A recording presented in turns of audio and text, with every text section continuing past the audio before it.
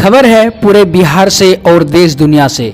नीतीश की शराबबंदी चुनावों में एक बड़ा मुद्दा, सख्ती से पालन न होने से महिलाएं नाराज। बिहार में शराबबंदी लागू करने के बाद नीतीश कुमार को महिलाओं का खूब समर्थन मिला था, लेकिन अब शराबबंदी सख्ती से लागू न होने से महिलाएं नाराज हैं। बिहार चुनाव के आखिरी चरण में सीमांचल के बड़े शहर पूर्णिया के कसबा विधानसभा क्षेत्र में शराबबंदी पर संवाददाता ने महिलाओं से बात की। बड़ी संख्या में वोटिंग की कतार में खड़ी महिलाओं ने आरोप लगाया कि शराबबंदी होने के बावजूद घर घर शराब बिक रही है। मतदाताओं ने आरोप लगाया कि शराबबंदी पूर्ण रूप से लागू नहीं होने से महिलाओं के खिलाफ हमले बढ़े हैं और मारपीट की घटनाओं में फिर से बढ़ोतरी हुई है।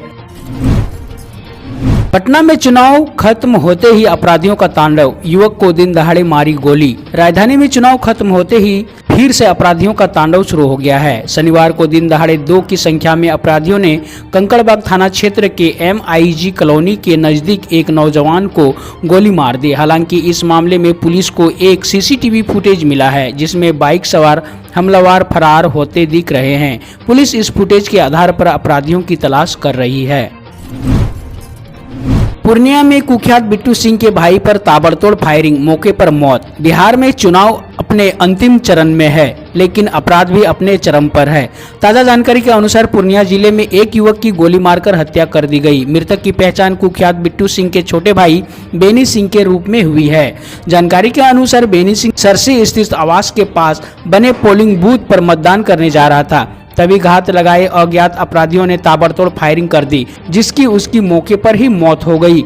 वारदात की सूचना मिलने के तुरंत बाद घटना स्थल पर पुलिस पहुंच गई। पुलिस ने जानकारी देते हुए बताया कि बेनी सिंह को उसके घर के पास मतदान केंद्र के बमुश्किल 100 मीटर की दूरी पर मारा गया था, जब वह अपना वोट डालने जा रहे थे। पुलिस ने कहा कि उन्होंने शव को पोस्टमार्टम के लिए सदर अस्पताल भेज दिया है और हमलावर को पता लगाने के लिए छापेमारी की जा रही है। वहीं पूर्णिया के SP ने जानकारी दी है कि अब स्थिति नियंत्रण में है। पुलिस के अनुसार भागलपुर सेंट्रल जेल में बंद बिट्टू सिंह पर जिले में 12 से अधिक हत्या और जबरन वसूली के मामले दर्ज हैं। इस बीच एक अन्य घटना में पुलिस को धामदाहा निर्वाचन क्षेत्र के तहत अलीनगर गांव में एक मतदान केंद्र से भीड़ को तितर बितर करने के लिए हवा में गोलियां चलानी पड़ी, क्योंकि उन्होंने मतदान प्रक्रिया में खलल डालने की कोशिश की। उन्होंने कहा कि परेशानी तब हुई जब चुनाव ड्यूटी पर अर्धसैनिक बल के जवानों ने मतदाताओं को उचित कतार बनाए रखने के लिए कहा। पुलिस ने कहा कि कुछ मतदाताओं ने बूथ पर हंगामा करने की कोशिश की और अर्धसैनिक बल के जवानों पर हमला किया, जिसमें से एक घायल हो गया। पुलिस ने भीड़ को तीतर बितर करने के लिए हवा में फायरिंग की। बाद में मतदान केंद्र पर मतदान फिर से शुरू हुआ और बिना किसी व्यवधान के जारी रहा। उन्होंने कहा घटना में 4 लोगों को गिरफ्तार किया गया है। किशनगंज में सबसे अधिक वोटिंग, जानिए बिहार में कैसे बढ़ता गया वोटों का आंकड़ा। बिहार विधानसभा चुनाव के तीसरे चरण में मतदान की शुरुआत अच्छी रही। शाम 6 बजे मतदान खत्म होने तक करीब 56.12% मतदान हुआ है। इसके पहले के 2 चरण में क्रमशः 55.68 और 55.70% मतदान हुआ था। किशनगंज जिले के अंतर्गत कोचाधामन सीट पर 67%, तो सुपौल जिले के छातापुर में करीब 64% मतदान दर्ज किया गया है। शाम 3 बजे तक प्रदेश में 45.85% वोटरों ने अपने मताधिकार का प्रयोग कर लिया था। सुबह 11 बजे तक 19.74%, जबकि दोपहर 1 बजे तक 34.82% मतदान अपने मताधिकारी का प्रयोग कर चुके थे। आज 15 जिलों की 78 सीटों पर मतदाताओं ने अपने वोट का प्रयोग किया। मतदाताओं में खासकर युवाओं में उत्साह देखने को मिला। बेगूसराय में क्रय केंद्र नहीं खुलने से किसान औने पौने दाम पर बेच रहे हैं धान। अनुकूल मौसम होने के कारण क्षेत्र में धान की अच्छी फसल होने से किसानों को अच्छी उपज मिली है। बावजूद इसके उन्हें इस खेती से बहुत अधिक लाभ होने की आशा नहीं है। विदित हो कि प्रखंड क्षेत्र की खेती लायक जमीन में से अधिकांश खेत बटाईदारों अथवा इन्हें ठेका पर लेकर खेती करने वाले लोगों द्वारा जोते जाते हैं। इसके एवज में ये छोटे किसान जमीन मालिकों का सालाना निर्धारित अनाज या फिर राशि देते हैं। इस समय ऐसे किसानों के सामने अपनी उपज को बेचने को लेकर बड़ी समस्या आ खड़ी हुई है, क्योंकि इस समय उनकी उपज के अच्छे मूल्य उन्हें नहीं मिल पा रहे हैं। सरकारी स्तर पर अभी धान की खरीद भी शुरू नहीं हुई है। चुनावी वर्ष होने की वजह से इसमें अभी और भी देर होने की आशंका है। किसानों का मानना है कि सरकारी स्तर पर धान खरीद शुरू होने में अभी 2 महीने और लग सकते हैं। ऐसे में किसानों के सामने धान के भंडारण को लेकर बड़ी समस्या है। बड़े किसान तो किसी तरह अपनी उपज के 2-3 महीने के लिए भंडारित कर सकते हैं, लेकिन छोटे किसान इस स्थिति में नहीं हैं। लिहाजा अपनी उपज को तत्काल बेचना उनकी मजबूरी है। ऐसी हालात में उन्हें धान का मुनासिब मूल्य मिलना कठिन है। किसानों ने बताया कि स्थानीय बिचौलिए अभी धान की अच्छी किस्म के लिए 1100 से 1200 रुपये प्रति क्विंटल की दर पर खरीदारी कर रहे हैं। जानकार किसानों का मानना है कि ऐसे धान के लिए सरकारी मूल्य 1900 रुपये प्रति क्विंटल के आसपास होने की उम्मीद है। क्षेत्र के किसानों का कहना है कि बिचौलिए अभी अपने औने पौने दाम में हमारी उपज खरीद कर उसे ज्यादा दाम पर सरकारी एजेंसी को ही बेचकर चांदी काट लेते हैं। सभी विद्यालयों में पोषण वाटिका विकसित करने का दिया निर्देश। शनिवार को +2 उच्च विद्यालय जमुई के सभागार में शिक्षा विभाग की समीक्षा बैठक आयोजित की गई। बैठक में जिला शिक्षा पदाधिकारी रवि कुमार सिंह द्वारा मध्याह्न भोजन योजना सहित अन्य कई मामलों में अहम निर्देश दिया गया।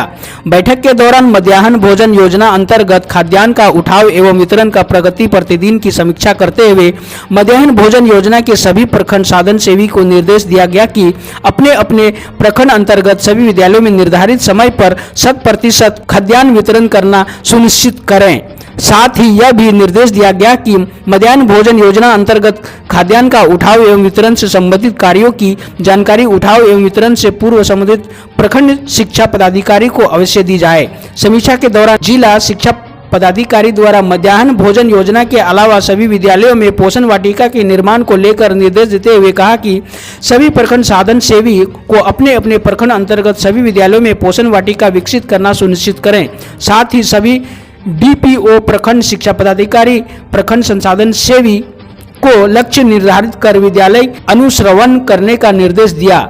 समीक्षा बैठक के दौरान कई अन्य मुद्दों पर निर्देश दिया गया, जिसमें सभी प्रखंड शिक्षा पदाधिकारी को जिला स्तर से विभिन्न पदों से निर्गत राशि का उपयोगिता प्रमाण पत्र समर्पित करने का निर्देश भी शामिल है। बैठक में सभी जिला कार्यक्रम पदाधिकारी, सभी प्रखंड शिक्षा पदाधिकारी, समग्र शिक्षा सभी संभाग पदाधिकारी एवं मध्याह्न भोजन योजना के सभी बीआरपी उपस्थित थे। सोशल डिस्टेंसिंग को कहा तो सीआईएसएफ जवानों को घेर कर पीटा। बचाव में 5 राउंड हवाई फायरिंग, 4 गिरफ्तार। घटना के बाद मौके पर पहुंचे एसपी और सीआरएसएफ के अधिकारी बूथ पर हुई फायरिंग मामले में हंगामा कर रहे 4 लोगों को गिरफ्तार किया गया है। मुख्य निर्वाचन पदाधिकारी एचआर श्रीनिवास ने की घटना की पुष्टि। पूर्णिया के धमदाहा विधानसभा क्षेत्र के मतदान केंद्र पर सीआरएसएफ के जवानों असामाजिक तत्वों द्वारा किए हंगामे को रोकने के लिए 5 राउंड फायरिंग की है। घटना बूथ नंबर 282 की है, जहां सीआरएसएफ के जवानों ने मतदान करने आए लोगों से सोशल डिस्टेंसिंग की अपील करते हुए कतार में लगने को कहा, लेकिन कुछ लोग नहीं माने और हंगामा करने लगे। लोगों को शांत कराने गए जवान को असामाजिक तत्व पीटने लगे। बचाव में सीआरएसएफ के जवानों ने हवाई फायरिंग की। पूर्णिया एसपी विशाल शर्मा ने कहा, मामले में 4 लोगों को गिरफ्तार कर लिया गया है। शांतिपूर्ण तरीके से मतदान चल रहा है। पटना में मुख्य निर्वाचन पदाधिकारी एचआर श्रीनिवास ने बताया, कहा कि धमदाहा विधानसभा क्षेत्र के बूथ संख्या 282 पर असामाजिक तत्व हंगामा कर रहे थे। इसी क्रम में सीआरएसएफ के जवानों के साथ शारीरिक झड़प हुई, जिसके बाद जवानों ने हवाई फायरिंग की। मामले में 4 लोगों को गिरफ्तार किया गया है। अब इस बूथ पर शांतिपूर्ण तरीके से मतदान हो रहा है। खबर है देश विदेश से। अमित शाह बोले, ममता बनर्जी चाहती हैं कि उनका भतीजा पश्चिम बंगाल का मुख्यमंत्री बने। पश्चिम बंगाल दौरे पर गए केंद्रीय गृह मंत्री अमित शाह ने कहा, बंगाल की जनता को तय करना है कि उन्हें परिवारवाद चाहिए या विकासवाद। उन्होंने कहा, टीएमसी सरकार के खिलाफ सामान्य भावना यह है कि दीदी चाहती है कि उनका भतीजा अगला मुख्यमंत्री बने। बकौल शाह, हमने उन राज्यों को बदल दिया है जहाँ बीजेपी ने शासन किया है। हरियाणा सरकार ने दिवाली से पहले पटाखे की बिक्री पर लगाया पूर्ण प्रतिबंध। हरियाणा सरकार ने बढ़ते प्रदूषण के बीच दीपावली से पहले शुक्रवार को कहा कि राज्य में पटाखों की बिक्री पर पूर्ण प्रतिबंध लगाने का फैसला किया गया है। यह फैसला पटाखे जलाने से होने वाले प्रदूषण को कोविड-19 फैलने के खतरे को रोकने के लिए लिया गया है। राजस्थान, ओडिशा, दिल्ली और कर्नाटक ने भी पटाखे बैन कर दिए हैं। कर्नाटक सीएम ने पटाखे पर बैन हटाया, लोगों से ग्रीन पटाखे जलाने का किया आग्रह। कर्नाटक सरकार ने पटाखों पर प्रतिबंध लगाने वाले फैसले को वापस ले लिया है। मुख्यमंत्री BS येदियुरप्पा ने सिर्फ ग्रीन पटाखे जलाने का आग्रह किया हुआ है। लोगों को अपने बच्चों और खुद की सुरक्षा की देखभाल करते हुए साधारण तरीके से जश्न मनाना चाहिए। इससे पहले स्वास्थ्य मंत्री की तकनीकी सलाहकार समिति की सिफारिश पर प्रतिबंध की घोषणा हुई थी। केरल के राज्यपाल आरिफ मोहम्मद खान का कोविड-19 टेस्ट आया पॉजिटिव। केरल के राजभवन के ट्वीट कर जानकारी दी है कि राज्यपाल आरिफ मोहम्मद खान का कोविड-19 टेस्ट पॉजिटिव आया है। खान ने कहा, चिंता की कोई बात नहीं है। हालांकि पिछले हफ्ते नई दिल्ली में मेरे संपर्क में आए लोगों से मेरी अपील है कि कोविड-19 के लिए टेस्ट करा लें या निगरानी पे रहें। खबर है योजना से, सिर्फ 3 दस्तावेज देकर झटपट बनाए किसान क्रेडिट कार्ड, बैंक नहीं कर पाएंगे आनाकानी। कोरोना संकट से अर्थव्यवस्था को उबारने के लिए सरकार ने आत्मनिर्भर भारत योजना के तहत 2.5 करोड़ किसान को किसान क्रेडिट कार्ड के दायरे में लोन का ऐलान किया था। सरकार इस दिशा में तेजी से बढ़ रही है।